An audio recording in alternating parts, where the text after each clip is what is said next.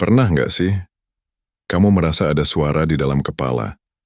Suara itu nggak terdengar oleh orang lain, tapi jelas terdengar olehmu. Ia memberi saran, kadang memperingatkan, kadang malah membantumu berpikir. Tapi, apa itu sebenarnya? Apakah itu suara hati? Atau sekadar ilusi otak? Di video ini kita akan menyelami penjelasan neuroscience modern tentang suara batin. Dan kamu mungkin akan terkejut. Suara batin yang selama ini kamu anggap nyata, bisa jadi hanya bayangan pikiran. Kita semua pernah berbicara dengan diri sendiri, entah dalam hati atau dalam pikiran. Pernahkah kamu berkata dalam hati, "Aku harus lebih semangat besok," atau "Kenapa aku ngomong kayak gitu tadi?" Kalimat-kalimat seperti itu disebut sebagai suara batin, atau dalam bahasa psikologi, inner monologue. Ini adalah fenomena di mana seseorang terdengar berbicara secara internal, tanpa mengeluarkan suara sama sekali. Suara ini bukan berasal dari telinga atau lingkungan luar, tapi dari dalam pikiran kita sendiri.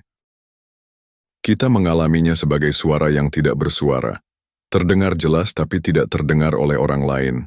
Menariknya, suara batin sangat beragam dari orang ke orang. Ada yang merasakannya seolah berdialog dengan dua versi dirinya. Ada pula yang mengalaminya sebagai narasi tunggal seperti membaca buku di kepala. Tapi tahukah kamu bahwa tidak semua orang memiliki pengalaman ini? Penelitian menunjukkan bahwa ada orang yang tidak memiliki inner voice sama sekali. Mereka berpikir dengan cara yang berbeda, seperti melalui gambar, emosi, atau konsep abstrak. Ini membuka pertanyaan besar. Apakah suara batin adalah bagian alami dari semua manusia? Atau hasil dari kebiasaan berpikir tertentu? Suara batin bukanlah sesuatu yang terjadi secara mistis atau spiritual semata. Dalam pandangan neuroscience, fenomena ini bisa dijelaskan lewat cara kerja otak manusia. Ketika kita berbicara dalam hati, sebenarnya otak kita mengaktifkan area yang sama seperti saat kita berbicara sungguhan. Dua area penting yang terlibat adalah area Broca Mblading dan area Wernicke. Area Broca berfungsi menghasilkan bahasa, sedangkan Wernicke memahami maknanya. Saat kamu berpikir dalam bentuk kata-kata, otak kamu menciptakan simulasi dialog tanpa melibatkan mulut atau pita suara. Ini disebut sebagai subvocalization PAN, aktivitas berbicara secara diam-diam di dalam kepala. Studi fMRI bahkan menunjukkan bahwa aktivitas otak saat berbicara dalam hati sangat mirip dengan berbicara sungguhan. Yang membedakan hanyalah absennya gerakan fisik dan suara. Dalam konteks ini, suara batin adalah produk dari sistem bahasa internal kita, yang memungkinkan kita untuk menyusun pikiran, merencanakan, dan bahkan mengkritik diri sendiri. Hebatnya, meskipun tidak nyata secara fisik, suara ini bisa terasa sangat nyata dan memengaruhi emosi serta tindakan kita. Pertanyaannya sekarang, apakah suara batin benar-benar nyata? Kalau tidak bisa didengar oleh orang lain, apakah itu hanya khayalan semata? Dari sudut pandang neuroscience, suara batin bukan suara dalam arti fisik. Tidak ada gelombang suara yang dihasilkan, dan tidak ada getaran yang ditangkap oleh telinga. Namun, otak kita memprosesnya seolah-olah itu nyata, karena menggunakan sistem yang sama dengan pemrosesan bahasa. Jadi, meskipun tidak berasal dari luar, suara batin adalah realitas internal yang sangat kuat. Kita bisa menyebutnya sebagai bentuk ilusi otak yang sangat fungsional. Tapi ingat, ilusi di sini bukan berarti halusinasi atau delusi. Ilusi dalam neuroscience berarti persepsi yang diciptakan otak tanpa stimulus eksternal. Seperti saat kita bermimpi atau membayangkan lagu yang sedang diputar di kepala. Dalam kasus suara batin, otak menciptakan simulasi percakapan untuk membantu kita berpikir, mengambil keputusan, bahkan menyembuhkan diri dari trauma. Jadi meskipun tidak bisa direkam atau didengar, suara batin adalah realitas psikologis yang punya dampak besar pada hidup kita. Sekilas suara batin dan halusinasi suara terdengar mirip. Sama-sama terdengar tanpa suara fisik. Tapi secara ilmiah keduanya sangat berbeda. Suara batin adalah suara internal yang disadari dan dikendalikan. Sedangkan halusinasi suara, seperti yang dialami penderita skizofrenia, terasa berasal dari luar dan tidak bisa dikendalikan. Seseorang dengan halusinasi bisa mendengar suara yang menyuruh, mengejek, bahkan mengancam, dan mereka tidak bisa membedakannya dari suara nyata. Sementara itu, kita tahu bahwa suara batin adalah bagian dari pikiran kita sendiri. Bedanya lagi, suara batin biasanya mengikuti logika dan pola pikiran pribadi.